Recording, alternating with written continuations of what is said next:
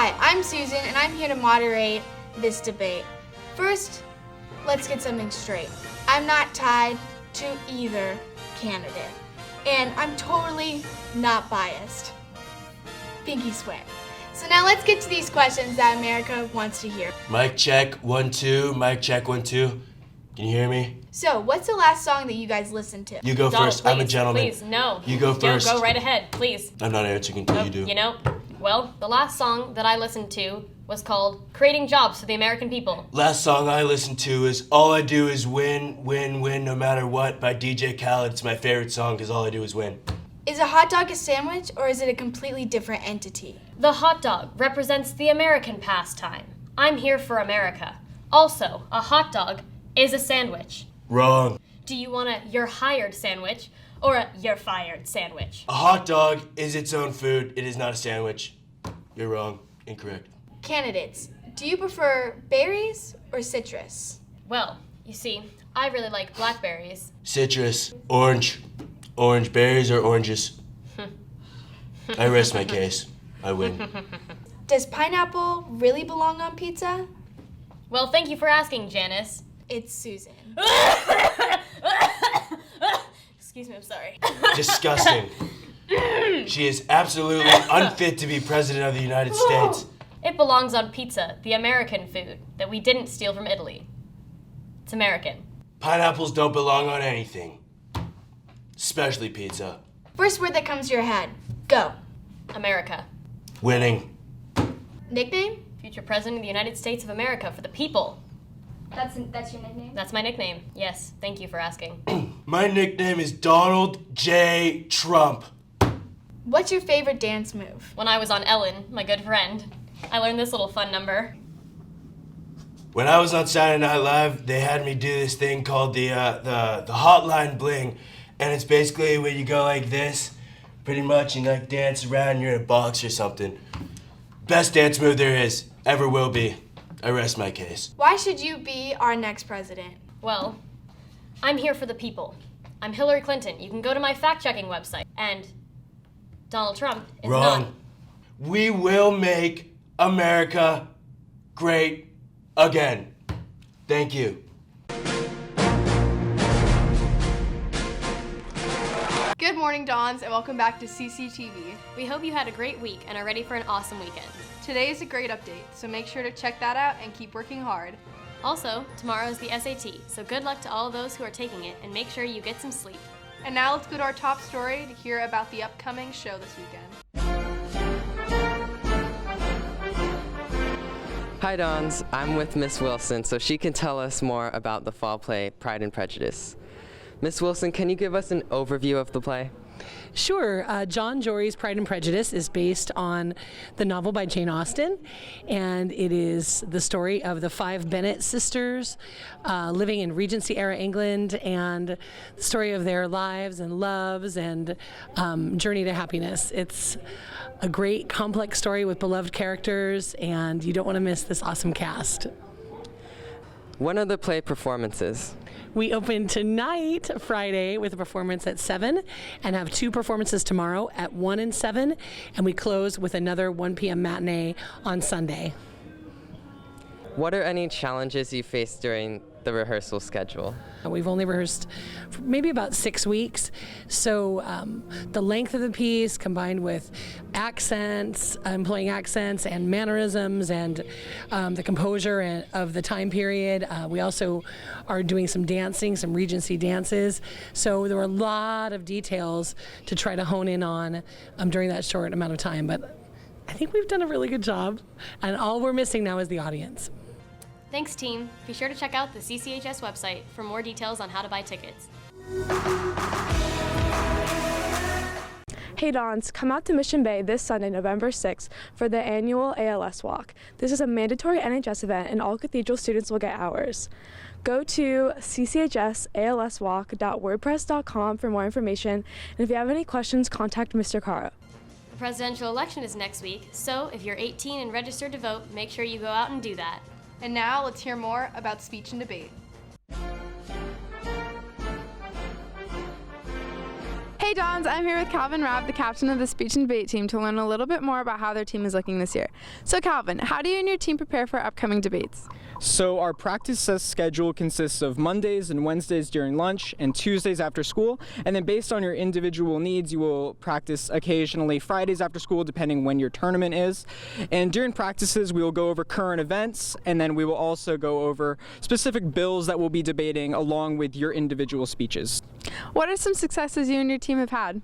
So last year was a big breakout year for the Dons debate team. Me personally, I was able to place second in Southern California, taking me to the state championships, where I then placed 9th in California. And a few honorable mentions from our team would include sophomores Dominic Sprigg and Paulina Nguyen, who have greatly improved and are coming back with great scores. So do you plan to continue debate after high school? Yeah, debate is something that will never leave me. In college, I'm looking to go and do debate along with scholarships to bring me to college. And then afterwards, I hope to enter the political field and even further my debate skills through that. Thanks, Calvin. So Dons, if you're interested in joining speech and debate, make sure you talk to Ms. Gustafson to see how you can get involved. It's arguably the best. Thanks, team. Hey Julia, did you know that the Walk for Life is coming up? Let's hear more about that from our field report team.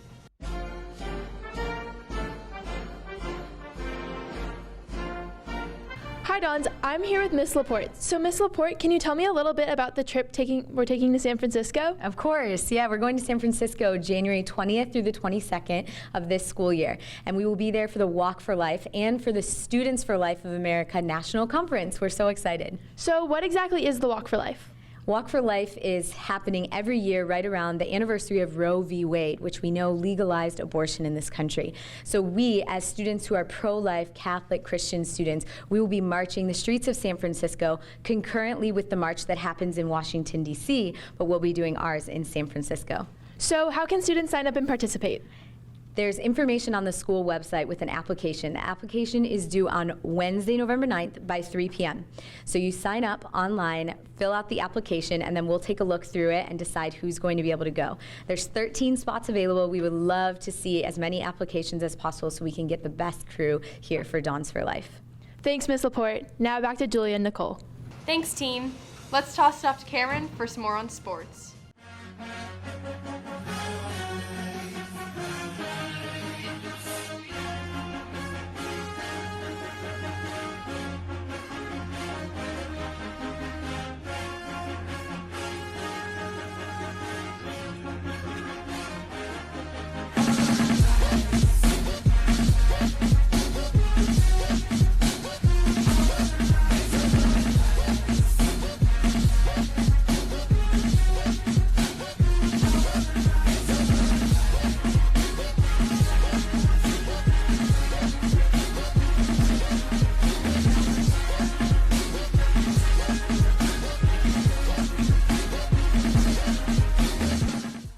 Good morning, Dons. It's great to be back after an eventful episode last week and a spooky Halloween. Let's get to some scores, shall we? The boys' water polo team took it to Coronado last Friday on their island, defeating them 15-8. Fantastic win. Now for some female volleyball action. Your Lady Dons took on Scripps Ranch Falcons last Wednesday, defeating those tiny birds 3-0. Unbelievable win. The Lady Dons take on Santa Fe Christian tonight at 5 for the first CIF Open Division game. Now let's head on over to Chris to get a word from the volleyball team. Hey Dons, I'm here with Cambria and Abby of your girls varsity volleyball team. Abby, the team has played in 3 tournaments so far outside the regular season. How has this affected your play? These tournaments have really helped us grow closer as a team, and it allowed us to play teams that are outside of our league, so we really got to see how far we could go. Cambria, what has been your favorite match of the season thus far? So my favorite match was probably when we played OLP. There was a lot of people there, and it was really high energy, so it's just really fun to see like all the support we got. Last week you guys clinched Western League, and tonight playing your first CAF home match. Abby, what is your biggest competition in the tournament? Our biggest competition is going to be La Costa Canyon and Torrey Pines because they're really strong teams, and we've played against them for a while, and they have really tall hitters as well, so it should be pretty tough, but it'll be good. And Cambria, what can you tell us about tonight's game? So tonight we play Santa Fe Christian at 3:45, and it's our first CIF match, so everyone come out and support. Thank you, girls. Good luck tonight, and now back to Cameron. Thanks, Chris. Girls tennis team singles players Sophie Residé, Bella Jones, and Lindsay Lynch are dominating individuals. Keep up the great work, ladies. Now let's hear from Marcella and the crew team. Hi Dons, I'm here today with Jenna Vandegrift and Noah Crozier, leaders of the varsity crew team. Jenna, crew is a very difficult sport, both physically and mentally. How do you prepare to race a regatta? Well, the weeks leading up to regatta, we typically increase our distance on the erg and our time in general on the water. And for the most part, food is fuel, like for any sport. So we make sure that we're eating a clean diet and that we're eating the right foods, protein. And then more specifically, like the night before regatta, we will go over the race plan with our coxswains. And then the day of, we just kind of all do our own thing to make sure we're mentally prepared to go 110%. Awesome. Noah, I understand that there was the Row for a Cure regatta this past Sunday. What is it for and how did the teams do? Well, the Row for the Cure regatta is for the Susan G. Komen Foundation, and we sent a bunch of boats there, and we did really well. It's a longer race, so we had to mentally prepare for that distance, and our boys varsity crew came out on top for all the boats that were entered, and all of our other crews did really well as well.